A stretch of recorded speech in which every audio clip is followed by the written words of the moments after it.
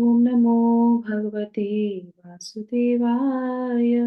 ओम नमो भगवते वासुदेवाय।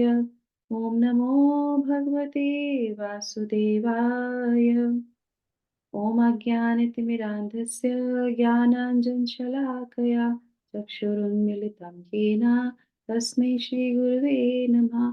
नमः ॐ विष्णुपादाय कृष्णपृष्ठाय भूतले श्रीमते भक्तिवेदान्त स्वामिन् इति नामिने।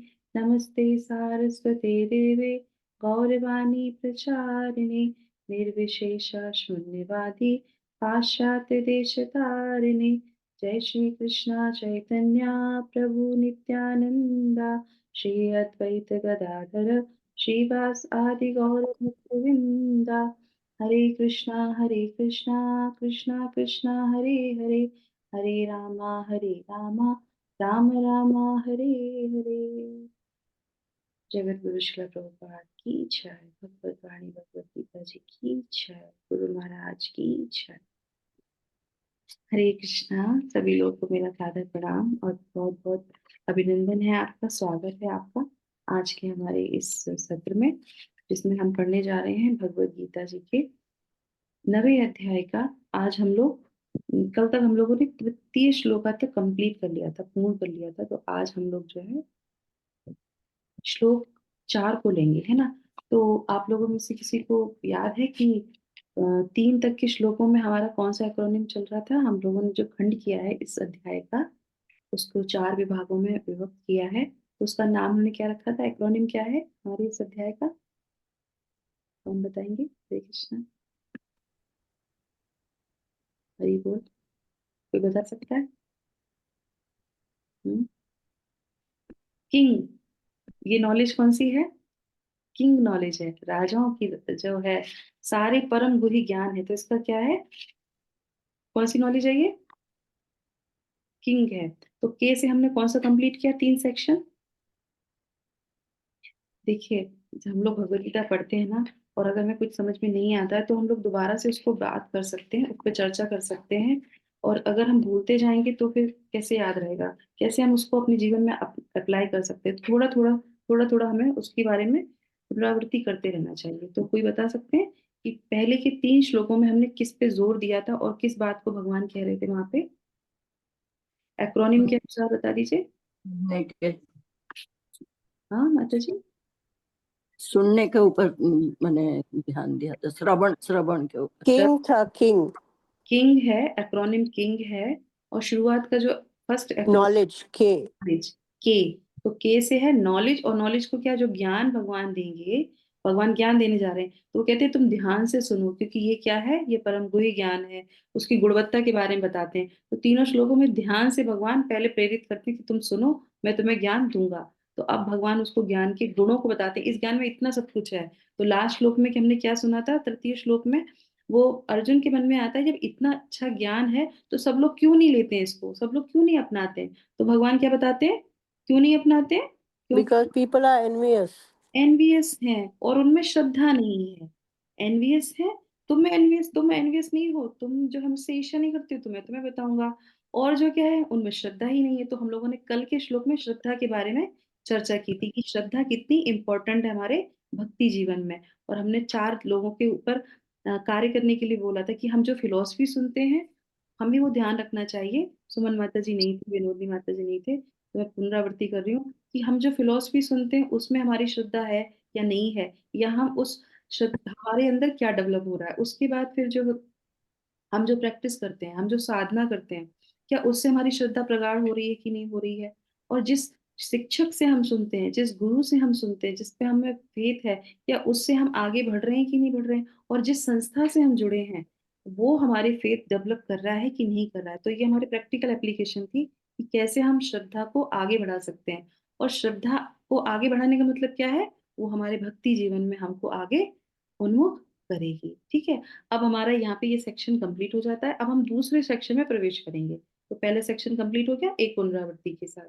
दूसरा है हमारा यहाँ पे कि अब के आई, आई से क्या है? Inconceivable relationship with Krishna. तो अब यहाँ पे भगवान बताएंगे कि कैसे मेरा इस भौतिक जगत से संबंध है। समझ में आया? मेरा इस भौतिक जगत से किस तरीके से संबंध है, तो इसको हम क्या बोलते हैं, जब जीव से प्रकृति का भगवान से जो संबंध है वो दिखता भी है और नहीं भी दिखता है। तो इसलिए इसको क्या बोलते हैं, अचिंत्य भेदा।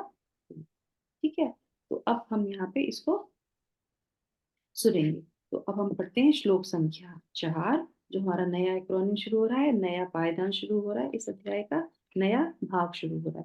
तो जो माता जी वॉल्यूम करना चाहें मेरे पीछे से रिपीट कर सकते हैं। ठीक है। श्लोक संख्या 4। मया तत्मिदं सर्वं, मया तत्विदम् इदम्, मया तत्मिदं सर्वं, मया तत्त्वमिदं सर्वं, जगत् अव्यक्तमूर्तिना जगत् अव्यक्तमूर्तिना मत्स्थानि सर्वभूतानि मत्स्थानि सर्वभूतानि, न चाहं तेव अवस्थितः। न चाहं तेषु अवस्थिता। यस, सुषमा माता जी अब आप रिपीट कीजिए। मय्या तत्मिदं सर्वं, मया तत् इदं सर्वं जगत् अव्यक्तमूर्तिना जगत् अव्यक्तमूर्तिना मत्स्थानि सर्वभूतानि मतिस्थानि सर्वभूतानि न चाहं तेषु अवस्थितः।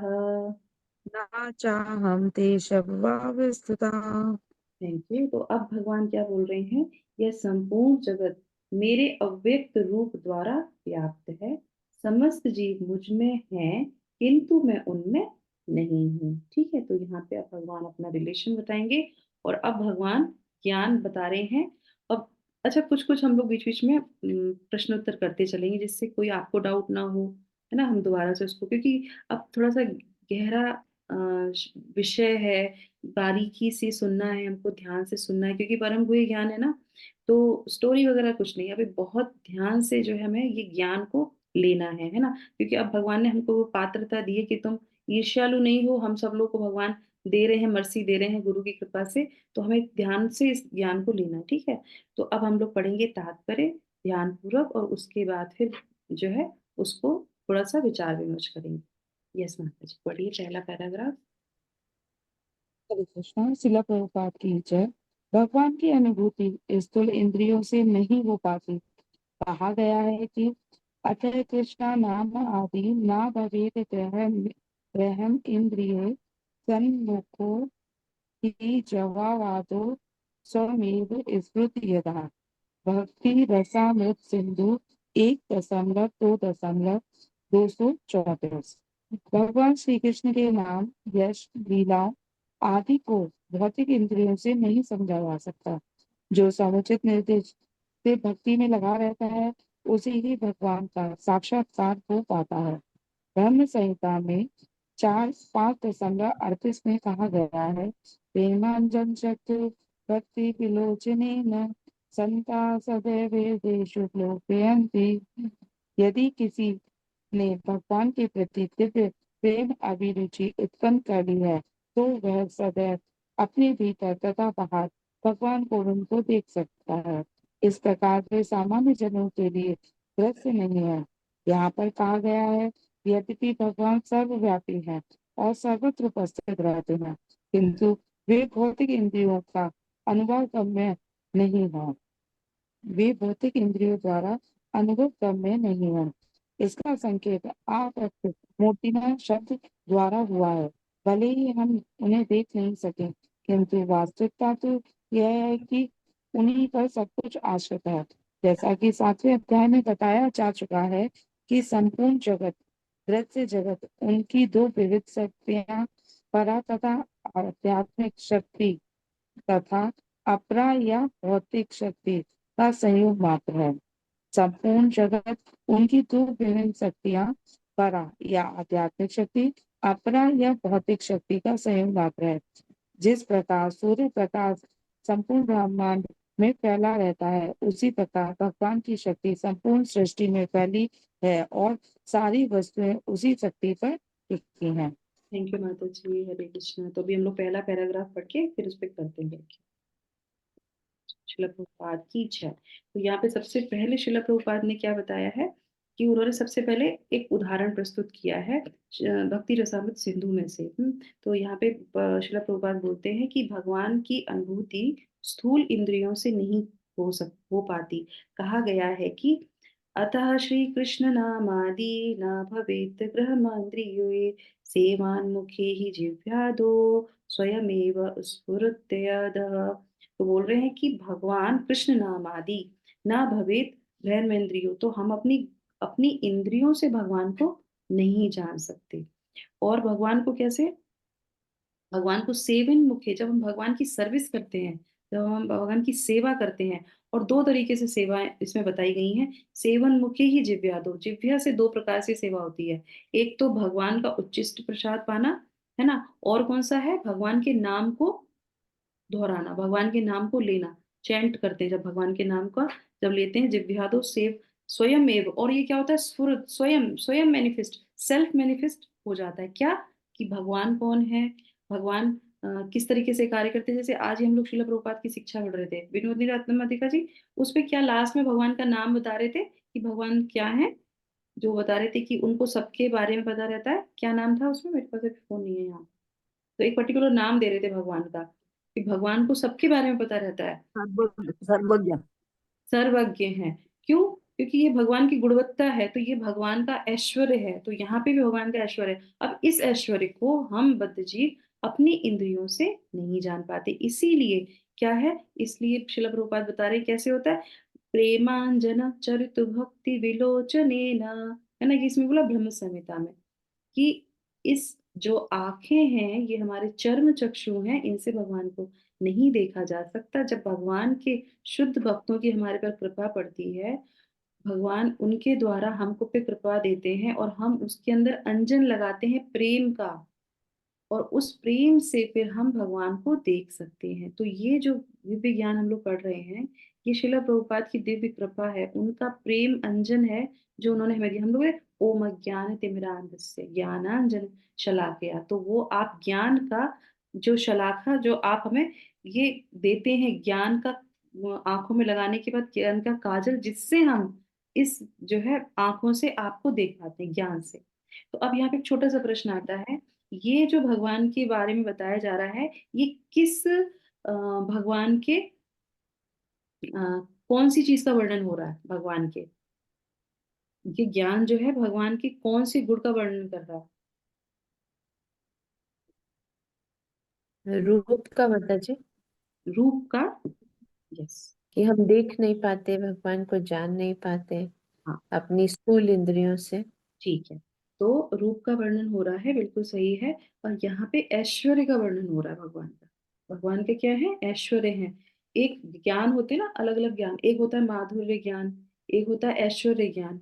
तो माधुर्य ज्ञान में क्या होता है, भगवान की लीलाओं का वर्णन होता है ना। अब यहाँ पे लीलाओं का वर्णन तो नहीं हो रहा है, यहाँ पे भगवान की उन चीजों का वर्णन हो रहा है जिसको हम देख ही नहीं पाते। तो ये ज्ञान है, ऐश्वर्य वाला ज्ञान है। और अगर इस ऐश्वर्य वाले ज्ञान को हम जान लेंगे, तो हम ऐश्वर्य के साथ भगवान से योग कर सकते हैं। तो दूसरी तरीके से देखा जाए तो क्या है, ये ऐश्वर्य योग युक्त होना हमको इस माध्यम से सिखाया जा रहा है। ठीक है, भगवान की अचिंत्य भेदाभेद शक्तियों के द्वारा ऐश्वर्य के द्वारा भगवान से जुड़ना, जो हमें इस ज्ञान को बताएगा, जो इस ज्ञान से हम सीखेंगे। ठीक है, अब आगे आ जाते हैं यहाँ पे। अब वो बता रहे हैं कि तो वह सदैव अपने भीतर बाहर, जो इस अंजन को लगाता है वो बाहर भी भगवान को देख सकता है और अंदर तो है ही भगवान। ठीक है, ये हो गया है ना। उसके बाद और सर्वत्र उपस्थित रहते हैं, किंतु वे भौतिक इंद्रियों द्वारा अनुगम्य नहीं है, अनुभव गम्य नहीं है। इसका संकेत अव्यक्त मूर्तिना शब्द से हुआ है। ये बहुत इंपॉर्टेंट है। अव्यक्त अव्यक्त मूर्तिना शब्द जो है किसके लिए, पर्टिकुलर भगवान के कौन से फॉर्म के लिए बात की जा रही है। अब यहाँ पे भगवान के तीन जो है, हम लोगों ने फॉर्म सुने भगवान के, तीन चरणों से हम भगवान को जानते हैं। कोई बता सकता है कौन से तीन चरणों से हम भगवान को समझते हैं। बहुत। हम परमात्मा भगवान। यस, तो ये तीन फीचर है भगवान के, ब्रह्म, परमात्मा और भगवान। ठीक है, तो इन तीन फीचर्स में से इस पर्टिकुलर श्लोक में कौन से दो फीचर की बात की जा रही है। ब्रह्म परमात्मा और ब्रह्म ब्रह्म। और परमात्मा। एक एक करके। यस प्रेमलता माता जी। ब्रह्म और परमात्मा माता जी। यस, ब्रह्म और परमात्मा, यहाँ भगवान फीचर की बात नहीं की जा रही है, इसी को ध्यान रखना है बस। यही यहाँ पे थोड़ा जो हम लोग टेक्निकल चीजें जो समझ रहे हैं वो यही है। अव्यक्त मूर्ति ना, इसमें एक भगवान का दूसरा फॉर्म आ जाता है। ब्रह्म जो है भगवान का फॉर्म आ गया, परमात्मा फॉर्म आ गया, क्योंकि वो आप सबके अंदर है। ठीक है, वो सब कुछ जानते हैं, सबसे जुड़े हुए हैं, ठीक है, फिर भी वो बाहर दिखाई नहीं देते हैं, ब्रह्म में है। अब ब्रह्म से कैसे, वो हम अभी आपको आगे बताते हैं। और अव्यक्त मूर्ति ना कैसे हैं वो भी हम आगे बताएंगे। तो इसमें भले ही हम उन्हें ना देख सके, किंतु वास्तविकता तो यह है कि उन्हीं पर सब कुछ आश्रित है। करेक्ट। तो कैसे आश्रित है, जैसे कि 7वें अध्याय में बताया जा चुका है, संपूर्ण दृश्य जगत उनकी दो विभिन्न शक्तियों, परा या आध्यात्मिक शक्ति तथा अपरा या भौतिक शक्ति का संयोग मात्र है। तो ज्यादातर देखा जाए इस भौतिक जगत में, आप बताइए, पराशक्ति ज्यादा है या अपरा शक्ति ज्यादा है? अरे माता जी, आपरा शक्ति। अपरा शक्ति क्या है? भौतिक प्रकृति। हम्म। तो ज्यादातर जो है अपरा शक्ति है, पराशक्ति थोड़ी कम है। और ये दोनों का जो है संयोग मात्र किसके ऊपर आधारित है? भगवान पे ही आधारित है। अब यहाँ पे, अब आ जाता है यहाँ पे कि जो शिला प्रभुपाद यहाँ पे हमको उदाहरण दे रहे हैं कि जिस प्रकार सूर्य प्रकाश संपूर्ण ब्रह्मांड में फैला रहता है, उसी प्रकार भगवान की शक्ति संपूर्ण सृष्टि में फैली रहती है और सारी वस्तुएं उसी स्थिति पर टिकी हैं। अब यहाँ पे कौन से फॉर्म की बात हो रही है भगवान के? ब्रह्म की। करेक्ट, जो बताया था अभी? चतुर्भुज का। नहीं, ब्रह्म। हाँ प्रेमलता माता जी, ब्रह्म परमात्मा ये दो बताए थे ना आपने। तो यहाँ पे ब्रह्म है। यस माता जी। ब्रह्म क्या है? जो भगवान की जो शक्ति है, जो प्रकाश है, जो सूर्य से उसकी तुलना की जाती है। भगवान की 3 फीचर्स में से जो ब्रह्म फीचर है उसको हमेशा सनलाइट की तरह से रिप्रेजेंट किया जाता है। सनलाइट क्या है?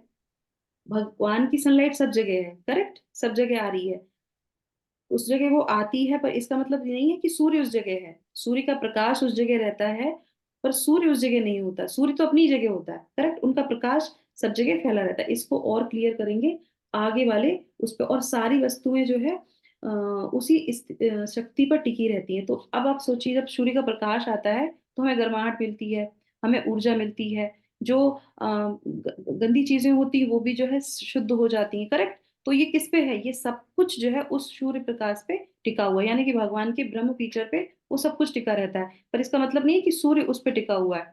सूर्य को किसी की जरूरत नहीं है, करेक्ट, सूर्य को किसी की जरूरत नहीं। तो इसी तरीके से भगवान की इस फीचर की यहाँ पे बात की जा रही है। तो ये भगवान के ऐश्वर्य शक्ति के बारे में बताया जा रहा है। ठीक है, अब हम पढ़ेंगे सेकंड पैराग्राफ। यस माता जी, कौन पढ़ेगा?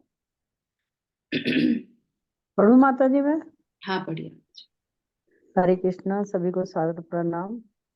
फिर भी किसी को इस निष्कर्ष पर नहीं पहुंचना चाहिए कि सर्वत्र फैले रहने के कारण भगवान ने अपनी व्यक्तिगत सत्ता खो दी है।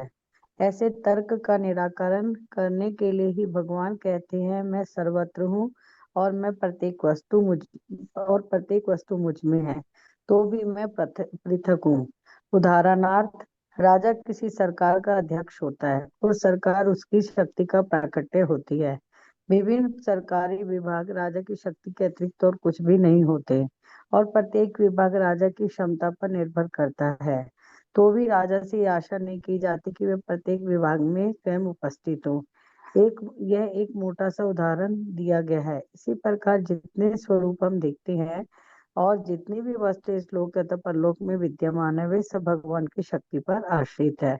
सृष्टि की उत्पत्ति भगवान की विभिन्न शक्तियों के विस्तार से होती है और जैसा कि श्रीमद् भगवत गीता में कहा गया है, विष्टभयाहमितम कृत्स्नम, वे अपने साकार रूप के कारण अपने विभिन्न शक्तियों के विस्तार से सर्वत्र विद्यमान है। हरे कृष्ण, हरि बोल। जगत गुरु शिल प्रपात की जय। थैंक यू माता जी, हरे कृष्णा। तो अब यहाँ पे दूसरी चीज यहाँ पे समझा रहे हैं प्रभुपाद, तो ये ध्यान रखिएगा, अव्यक्त मूर्तिना के बारे में बताऊंगी मैं आपको। तो यहाँ पे क्या बोल रहे हैं कि फिर भी, अच्छा एक प्रश्न और आ जाता है, जो जो हम लोग ज्ञान, ऐश्वर्य ज्ञान जो पढ़ रहे हैं या भगवान हमको बता रहे हैं, इस ऐश्वर्य ज्ञान को सीखने से क्या होगा, या इस ज्ञान को लेने से क्या होगा? क्यों सीखना है हमको, क्यों जानना है हमको? ये प्रश्न हमारे अंदर होना चाहिए कि क्यों सीखे हम ये ऐश्वर्य ज्ञान के बारे में, बताइए। To develop our bhakti, to develop our faith. Very nice, तो डेवलप अवर भक्ति और डेवलप अवर फेथ, भगवान की हर फॉर्म को जानना बहुत जरूरी है। उससे क्या होगा, श्रद्धा बढ़ती है और उससे भक्ति भी बढ़ती है। करेक्ट, उससे भक्ति बढ़ती। अरे हम आपके जो है, अब आपने बोल दिया हमारे भगवान सब कुछ हमारे भगवान से ही होता है, तो तुम्हारे भगवान सब कुछ होता है, कैसे होता है, कैसे मान लें हम कैसे होता है? श्रद्धा नहीं है, विश्वास नहीं है। तो ये जब हम शास्त्र पढ़ते हैं और इसके बारे में पूरी व्याख्या ध्यान से उदाहरण सहित जब समझते हैं, तब पता चलता है कि हर जगह भगवान व्याप्त है। हमारे भगवान निराकार नहीं है, साकार भी है, और जो चीज नहीं दिख रही है उसमें भी हमारे भगवान है। तो श्रद्धा बढ़ती है, भक्ति बढ़ती है, हम हर तरीके से भगवान से कनेक्ट होते हैं। Very nice. ठीक है, अब आ जाते हैं यहाँ पे। फिर भी किसी को यह निष्कर्ष पर नहीं पहुंचना चाहिए। अभी क्या था कि वो सब जगह है और पृथक पृथक रूप से वो व्याप्त हैं और उसके बाद भगवान दिखाई नहीं देते हैं। तो ये नहीं मानना चाहिए कि मान लीजिए कि भगवान अलग अलग जगह बिखरे हुए हैं तो उनकी शक्ति में कुछ कमी हो गई। ये नहीं होता है। जैसे एक छोटा सा उदाहरण मैं आपको देती हूँ। जैसे मान लीजिए एक कागज है ना, एक कागज को हमने लिया और उसके टुकड़े टुकड़े कर दिए, ठीक है, उसके टुकड़े टुकड़े करके फैला दिए। तो क्या अब उस कागज का जो अस्तित्व था वो पहले जैसा रह गया? नहीं रह गया। अब दोबारा से उसको आप कागज बना सकते हैं, एक पेपर बना सकते हैं? नहीं बना सकते। क्यों? क्योंकि वो क्या है, वो भौतिक चीज है। और भगवान क्या है, भगवान भौतिक नहीं है। भगवान जो हम देखते हैं वो चीज नहीं है। भगवान कितने भी पृथक हो जाएंगे, कितने भी, हमारे हृदय में भी हैं, आपके हृदय में भी हैं, सब जगह भी हैं, पेड़ में भी हैं, कीड़े में भी हैं, सब जगह उनकी शक्ति है। सूर्य से भी उनकी शक्ति आ रही है, पर वो उतने ही पावरफुल हैं जितने की भगवान फीचर में वो रहते हैं। वो उतने ही व्याप्त हैं, क्योंकि वो कागज नहीं है कि टुकड़े टुकड़े कर दिए और उसकी जो है ओरिजिनल फॉर्म खत्म हो गया। भगवान का कभी भी फॉर्म को खत्म नहीं होता है। तो ये निष्कर्ष हमको नहीं लेना चाहिए कि पृथक है तो वो क्षीण हो गए। करेक्ट, समझ में आया ये पॉइंट? उसके बाद अब इसी तरह से उन्होंने बोला, अब वो बोल रहे हैं कि कैसे कार्य करता है। तो उसके लिए श्रील प्रभुपाद बहुत अच्छा उदाहरण देते हैं। वो कहते हैं कि मैं सर्वत्र हूँ, प्रत्येक वस्तु मुझ में है, तो भी मैं पृथक हूँ। तो उसके लिए क्या है, उदाहरण उन्होंने दिया राजा का, है ना। तो राजा क्या, राजा के जो है राजा के अंडर कंट्रोल में ही सारी चीजें होती हैं। वो उसकी वाणी से सब चीजें कंट्रोल हो जाती है। पर इसका मतलब नहीं कि राजा हर जगह है। करेक्ट, हर जगह उनकी ही कंट्रोल चलता है। पर इसका मतलब नहीं है कि वो वहां पे खुद जो है उपस्थित रहने की जरूरत है। अंबानी, अंबानी के कितने ऑफिस हैं, सब कुछ है, उनके कहने से ही सब कुछ चीजें चलती है ना। अगर मटेरियल वर्ल्ड में देखें तो इसका मतलब थोड़ी ना हर जगह अंबानी जाके बैठते हैं। नहीं, उनके ही पावर से हर चीजें चल रही हैं, क्योंकि वो उनकी ही शक्ति है। तो इस तरीके से यहाँ पे राजा का श्रील प्रभुपाद ने बहुत अच्छा बताया कि विभिन्न सरकारी विभाग राजा की शक्ति के अतिरिक्त और कुछ भी नहीं होते। प्रत्येक विभाग राजा की क्षमता पर निर्भर रहता है। तो भी राजा से ये आशा नहीं की जा सकती कि वो प्रत्येक विभाग को स्वयं उपस्थित हो। तो हम भगवान की कोई वो नहीं कि नहीं भगवान सामने आएंगे तो हम मानेंगे। बहुत से लोग बोलते हैं अगर भगवान है तो सामने आएंगे तो हम देखेंगे। श्रील प्रभुपाद से ऐसे बोला। तो बोले कि भगवान की कोई जरूरत नहीं है कि तुम बोलो और भगवान तुम्हारे सामने प्रकट हो जाए। भगवान को कोई जरूरत नहीं है तुम्हारी कि हमने बोला हम नहीं मानते नरेंद्र मोदी को, नरेंद्र मोदी है तुम्हारे सामने आए। नरेंद्र मोदी को क्या जरूरत है तुम्हारे सामने आने के लिए? करेक्ट, तो मानो या ना मानो, चलता तो सब नरेंद्र मोदी की वजह से ही है। तो इस तरीके से हम इसको समझ सकते हैं। ठीक है, अब आ जाते हैं इसके आगे। हम जो है जिस तरह से दिया जाता है कितनी वस्तुएं हैं जो परलोक में विद्यमान है और सब प्रकार से शक्ति पर आश्रित है। सृष्टि की उत्पत्ति भगवान की विभिन्न शक्तियों के विस्तार से होती है। और जैसा कि भगवत गीता में कहा गया है, विष्टभ्यामहं इदं प्रत्यनम में, वे अपने साकार रूप के कारण अपनी विभिन्न शक्तियों के विस्तार से सर्वत्र विद्यमान रहते हैं। तो ये लास्ट में क्या बोला, अपने साकार फॉर्म में। तो भगवान कौन सी साकार फॉर्म, कौन सी भगवान की?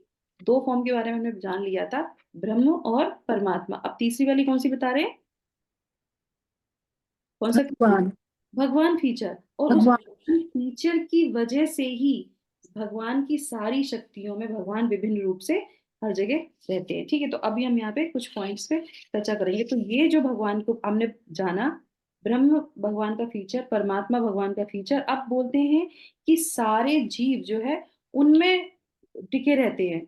तो भगवान की, अब हम मुझे बताइए, थोड़ा दिमाग लगाइए। हम लोगों ने पहले के श्लोक में भी पढ़ा था, 4th अध्याय में भी पढ़ा था कि भगवान को कौन सा फीचर ऐसा है जिसमें सारे जीव टिके रहते हैं, ब्रह्म में नहीं रहते? विराट रूप। नहीं, विराट रूप हम लोगों के लिए नहीं है, भक्तों के लिए नहीं है। यस। कौन से फॉर्म जो है भगवान के जो है रूप में सारे जीव टिके रहते हैं? महाविष्णु माता जी। यस, महाविष्णु।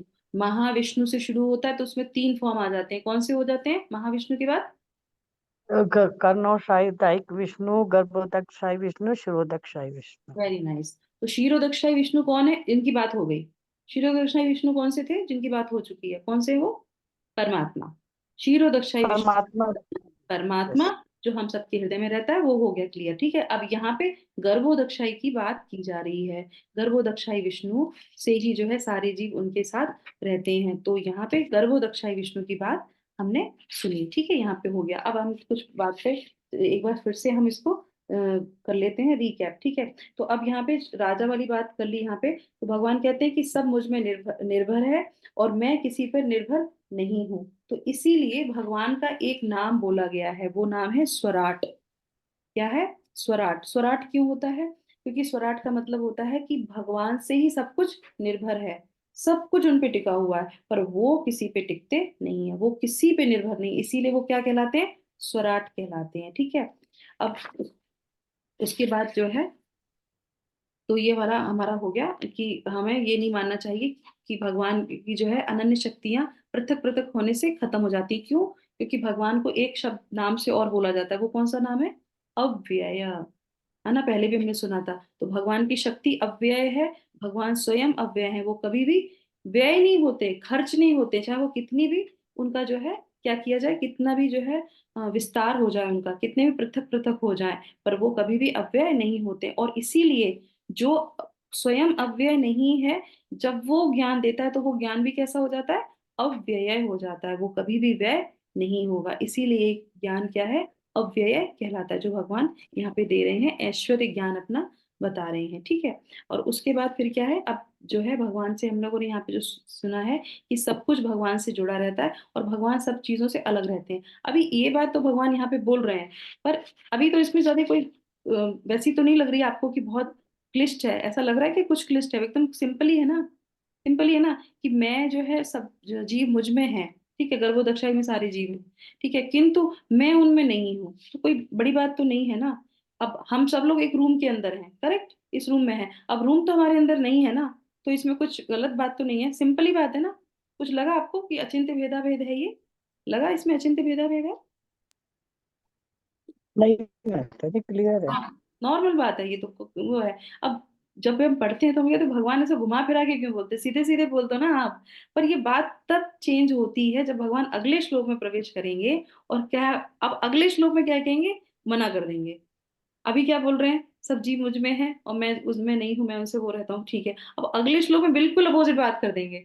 तब फिर क्या होगा? तब दिमाग घूमेगा कि क्या, भगवान ने अभी तो ऐसे बोला था, अब भगवान ऐसे बोल रहे हैं। तो इसीलिए बोलते हैं फिर ये अचिंत्य भेदाभेद, ये सेक्शन ही पूरा हमारा अचिंत्य भेदाभेद। कहीं बोलेंगे हाँ और फिर वहीं पे बोलेंगे ना।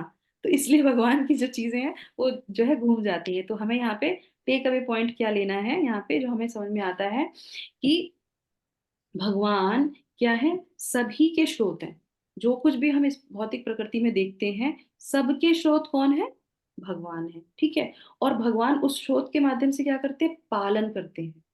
हम सबका क्या कर रहे हैं? भगवान पालन कर रहे हैं। ठीक है, हमारे हृदय में रहते हैं, हमारा पालन कर रहे हैं। प्रकृति में है, प्रकृति का पालन कर रहे हैं, प्रकृति से हम पल रहे हैं। ठीक है, और उसके बाद क्या करते हैं? नियामक है। मतलब भगवान इस भौतिक जगत को पालन भी करते हैं। नियामक का मतलब क्या होता है? कंट्रोल करते हैं। वो चाहे बारिश नहीं होगी तो नहीं होगी, वो चाहे सूर्य नहीं निकलेगा तो नहीं निकलेगा, वो चाहे बाढ़ आ जाए तो आ जाएगी, वो जो चाहे वो कर सकते हैं क्योंकि वो कंट्रोल करते हैं। ठीक है, उसके बाद क्या है? परोक्ष रूप से वो संग किसी का नहीं करते। परोक्ष रूप से वो किसी का भी संग नहीं करते। रहते भी हैं पर संग किसी का नहीं करते। ठीक है, तो ये हमारी यहाँ पे बात हो गई, यानी कि भगवान किसी भी चीज पे डिपेंडेंट नहीं है। है ना, तो अब यहाँ पे ये 3 चीजें क्लियर हो गई। मैया तत्मिदम सर्वम, तो भगवान ब्रह्म के रूप में, परमात्मा के रूप में इस फीचर में हर जगह विराजमान रहते हैं। और उसके बाद जो है गर्भोदक्षाई के रूप में जो है अव्यक्त मूर्तिना के रूप में सारे जीव उन पे टिके रहते हैं। और उसके बाद उनको सिर्फ कौन देख सकता है, उनको कौन जान सकता है? जो भक्ति का अंजन लगाता है, जो भगवान की भक्ति में आगे जाता है, इस ज्ञान से ही वो भगवान को देख सकता है, समझ सकता है। अब ये बात क्लियर हो गई यहाँ पे, करेक्ट।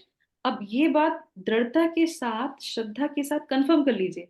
अगर यहाँ पे कंफर्मेशन नहीं हुई, तो जो अगला जब भगवान श्लोक बोलेंगे, जब अगला ज्ञान आएगा, तो फिर क्या होगा, विविल्डरमेंट हो जाएगा। इसलिए यहाँ पे इस चीज को हम कंफर्म कर लेते हैं, ठीक है। तो इसीलिए भगवान क्या है, वे अपने साकार रूप के कारण अपनी विभिन्न शक्तियों के विस्तार से सर्वत्र विद्यमान रहते हैं। तो भगवान का जो पर्सनल जो फीचर है भगवान रूप में, वो गोलोक वृंदावन भगवान रहते हैं और उसी से सारी शक्तियां आती हैं। तो इसी के साथ हम यहाँ पे इसको विराम करेंगे, और कल के श्लोक में जो हम पढ़ेंगे 5th श्लोक, क्योंकि अचिंत्य भेदा भेद है, वहां पे भगवान हर एक चीज को मना कर देंगे। अभी हाँ कर रहे हैं, फिर ना करेंगे, तो हम उसी के बारे में अगले श्लोक में चर्चा करेंगे, ठीक है। तो इसी के साथ हम विराम करते हैं हरे कृष्णा महामंत्र के साथ, और भगवान से प्रार्थना करते हैं कि जो आप ज्ञान दे रहे हैं, हमको प्यार का अंजन दीजिए, हमको जो अपनी जन्मे जन्मे प्रभु से, तो हमको अपने गुरु से ये भीख मांगनी चाहिए कि आप हमको जो है चक्षु दान दीजिए। आप हमें वो चक्षु प्रदान कीजिए, वो ज्ञान प्रदान कीजिए, जिससे हम आपको समझ सकें। हरे कृष्णा कृष्णा कृष्णा हरे हरे, हरे रामा हरे राम हरे राम राम राम हरे हरे हरे। हरे हरे कृष्णा जय। हरे कृष्णा। हरे कृष्णा थैंक यू सो हरे मच। कृष्णा हरे हरे हरे कृष्णा कृष्ण माता माता जी, जी, हरे हरे दंडवत कृष्ण कृष्ण माता प्रणाम, जी, हरे दंडवत दंडवत कृष्ण प्रणाम प्रणाम करती हरे हूँ। कृष्णा माता हरे जी। कृष्ण माता जी, निताय प्रिय माता जी, मैं हाँ, एक भगवान का एक नाम स्वराट है। स्वराट मतलब इसका थोड़ा सा एक लाइन में स्वराट एक्सप्लेनेशन दे का दीजिए। मतलब होता है सब कुछ जिस पे टिका होता है, और वो किसी पे भी टिका नहीं होता है। ठीक है माता जी, ठीक है। हरे स्वराट सब कुछ उन हरे पे कृष्ण। निर्भर है, वो किसी पे निर्भर नहीं है, इसीलिए उनको स्वराट बोला जाता है, ठीक है। और माता जी परोक्ष रूप से ये हम मतलब भौतिक जगह से जुड़े रहते हैं, और परोक्ष कुछ रूप रूप से से वो किसी से जुड़े नहीं रहते हैं, नहीं रहते हैं। नहीं। ओके ओके, ठीक ठीक है माता, थैंक यू सो मच। हरे कृष्ण। है। हरिओम तत्सत। आप सब लोग का दिन शुभ हो, मंगलमय हो। कल मिलते हैं नए श्लोक के साथ। Thank you so much.